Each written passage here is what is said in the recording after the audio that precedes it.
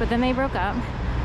I got an email from Home saying things happen in life. We broke up, and now I only have one cat. He took the other cat.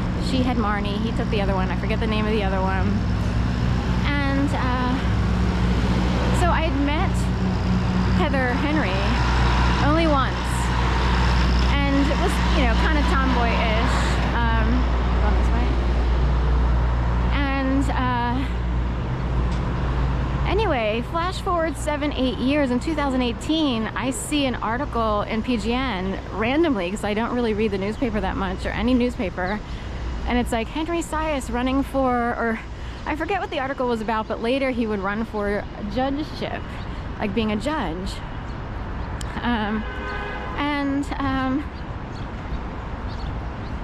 I was like, what is that? Heather Sias is now Henry Sias, and whoa, like I could see the resemblance, but I was like, whoa, well, I went through all my experience through 7 years of being harassed, this, that, and the other.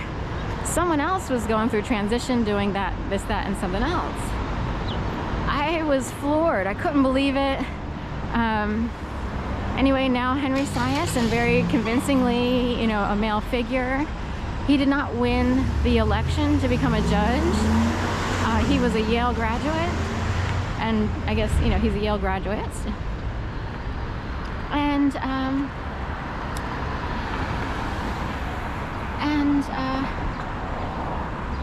is a practicing lawyer, and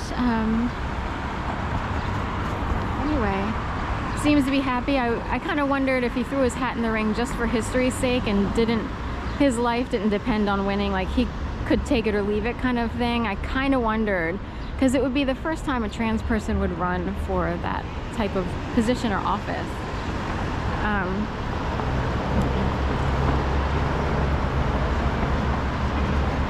Right, someone is here.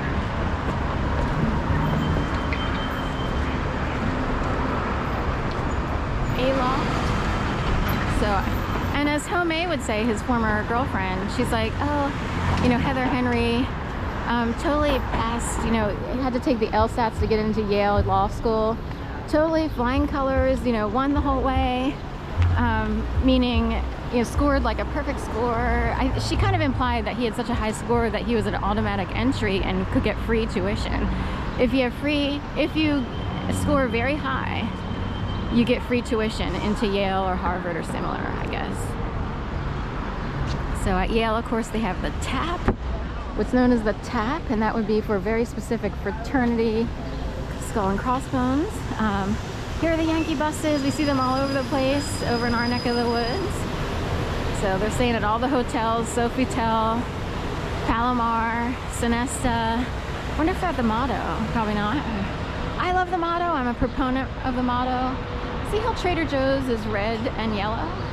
And Yankee is also yellow, but has some brown. Are they gang colors? Do higher up entities operate by gangster colors, but they don't seem gangster? Take a poll. Leave comments below. Do high-level entities operate like gangs? And do they only use certain colors? Or do they place people in certain colors? You wind up accidentally part of someone's group. You don't even know it. And you're like, I have to live in this yellow and green house. My mom and aunt wound up moving into a house that was yellow with green, you know, accents around the house, outline, if you will. It was really my aunt's home. If it were my mom's, she would have painted that in a second. Yuck, who wants yellow and green as their color scheme? You know what I mean? It's not the most desirable. My aunt was more loosey-goosey. She's like, whatever, we got into this house, you know, we'll stay here. We don't want to spend money on, you know. She was dedicated to helping her man-baby sons, and she wouldn't spend money on painting. She would save it for them, which is noble unless the sons used her ass big time. That's the downside of being a female, ladies. So anyway, but my mom would have spent a little bit of money, because it's not that much money to get a home like that painted. You just get like a power painter. You could rent one from Home Depot, you know, and she would have had it all different, maybe gray with like a reddish trim, or white with I'm trying to think what she would use.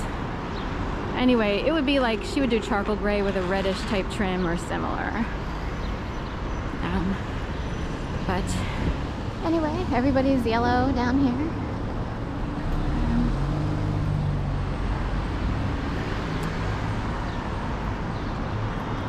Oh, they do have motto. They are staying at the motto. It's on that sign, Sinesta and Motto. So there are people staying at the motto. I happen to love the motto. It has a very cute vibe. Like it's kind of a cool vibe. It's hard to explain. It has good energy, and it's inexpensive, and it's near Rittenhouse Square. And it's like, I can't believe how awesome the motto is, you know, of all hotels. So. And the motto, even though they have small rooms, they operate a certain way. It's almost worth it because of the vibe. I've been in a Best Western and it's like, this is Suicide Central. I guess they kind of cleared up a Best Western on Vine Street for drug addicts. I'm so not kidding. They fixed up the lobby, left the rest of the building the same, and the vibe is like, hello darkness, my old friend. So I had to get out of there right quick. So, and I went over to the motto. Like, why didn't I think of the motto before? I was in such a hurry. I was sort of forced to move from Florida back to Philadelphia because of the aforementioned man babies.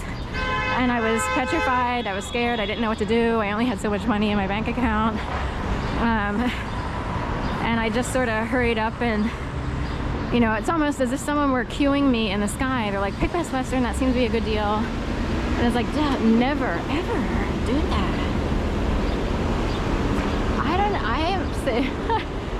I am so not kidding with the Best Western. Sorry. Talk about bitch fest. We are so not kidding on how bad the vibe was there. That is, they can create, you know, very depressive people, I believe, and vibes. And someone could knock themselves off just because they're stuck in a Best Western with a leaky faucet in the tub. Luckily, I could say there was an actual leak in the tub, like something from the ceiling. And I could actually say I don't want to stay in that room. In fact, I'm just going to go to another hotel. And I could still reap a little bit of a discount or some money back. Not all of it though, but I got some money back because I chose another hotel because of the leak. Because of the ceiling. There was like dripping from the ceiling and everything. So anyway, what are we? 34 minutes in. Wow, a lot of people with AAC. I'm wondering what the conference is. Oh, air conditioning. Right. We just had our maintenance staff, or you know, our property management company just switched the mode on our HVAC system, and they're like, this is like a week or so ago, and they're like, as of Friday, you won't be able to use heat. Everything will be in air conditioning mode.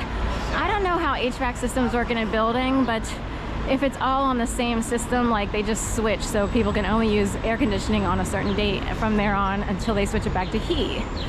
In a home, of course, you could just switch it back and forth. You don't have to do an all-out overhaul or, you know. So anyway, AC was on topic for a while there. I asked a friend, I'm like, does this sound normal to you? Do they do this in most buildings where the entire building has to shift over from heat to AC, and then the heat is no longer available? And in fact, the temperatures plummeted, and we wound up having a few really cold days when people